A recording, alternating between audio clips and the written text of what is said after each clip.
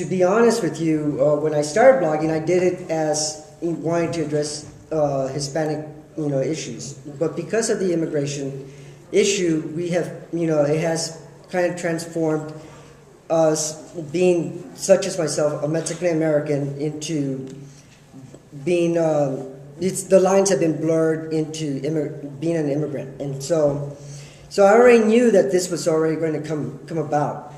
And in what I would like to thank, basically everything that everybody was talking about is summarized, in Texas. I know everybody's been focusing on Arizona, and and I usually comment to my friends from Arizona. It's like, are you guys trying to out Texas? Because in Texas, we the number of detention centers is we have the most detention centers than any other state. And in talking about Operation Streamline, since it began in 2005 in Texas alone, basically 135,000 immigrants have been detained and now have a criminal record. So now they're not going to be looked at as civil, as Vince was saying. Now they have a criminal record, and because of that, the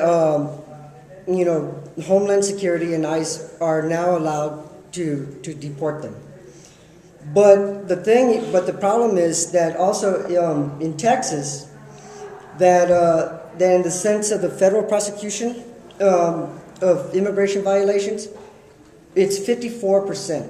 So all the cases that are being tied up in the court comes from Texas. I mean, can you believe that? I mean, that's why, I know everybody focuses it, but in Texas, we have our own problems. I mean, we were talking about Don Huddle. Now, at first, it used to be one of the two detention centers that actually housed children, families.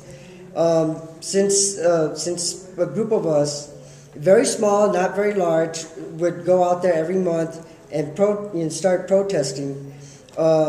Once Obama was elected, the one good thing was that ICE had decided that they weren't going to house children. However, that does not mean that there aren't any problems going on. In fact, there are many problems going on within our detention centers in Texas alone. We're talking about in 2007, women are sexually abused in these detention centers that don't get as much media attention as possible. What we do see, and what we always do see within the media, is for example, just recently in Falcon Lake on the border were the cartels. And so basically the perception is they're criminals. They're here, they did something wrong, send them in there. But when the problem, but when they're in there, there have been reports that, people have been beaten up to submission. Just recently, last December, in Odessa, Texas, there was a riot, and some prisoners were beaten to submission. Basically. In 2008, in the South Texas Detention Center, a prison guard impregnated an immigrant and then was later deported. In 2010, in the Port Isabel Detention Center, another guard just received 3 years for sexual assault of immigrants. And these are, there are not that many. In fact, the Amnesty International had gone to another detention center, had received, was getting reports, and the next day they transferred that immigrant to another prison system in Louisiana. And some of these people are actually serving hard time just for crossing. So, it's like you getting a speeding ticket, and next thing you know, we're going to put you in maximum security just for a speeding ticket. That is, when people talk about illegal, my first thing that I start telling people is like, well, did you break a speeding, did you speed? Did you jaywalk? Did you do any of that? And it's like, well, yeah, then you're should be considered illegal. And, and the thing is that people really don't see that, because what we do see on the news, and especially in my city in San Antonio, are drug cartels, the murders, the rapes that have happened. But what is not reported, because there have been increases of, that not just the Obama administration, but also the Bush, increasing Border Patrol. Just recently, Obama's about to send the National Guard in there. If you talk to from the perception, you would say, well, yeah, you need, my God, there's all this violence that is going on in Mexico, especially in Ciudad Juarez. However, on the border cities, what these actions do, they choke them economically, because everybody's afraid to go to these border cities. Their economies get choked.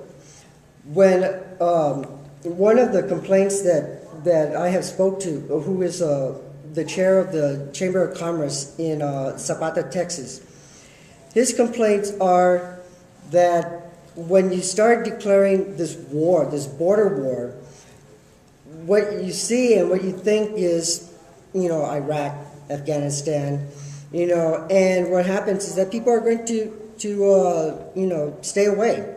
So what is actually being created is basically a demilitarized zone. It's a harsh term to use, but that's how some of them feel, because once you enter, you can't. It doesn't feel like you're part of Texas anymore.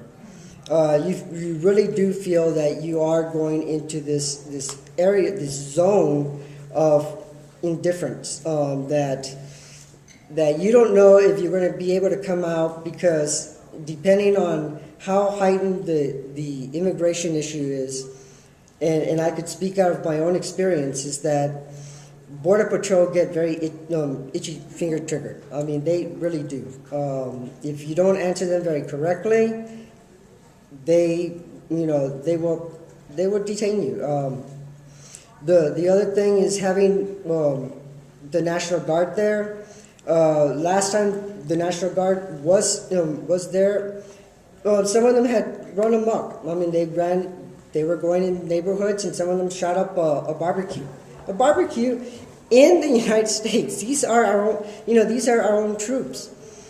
So the thing is that in Texas, we may hear about Perry and his talk about succession, or our school board changing textbooks and all that.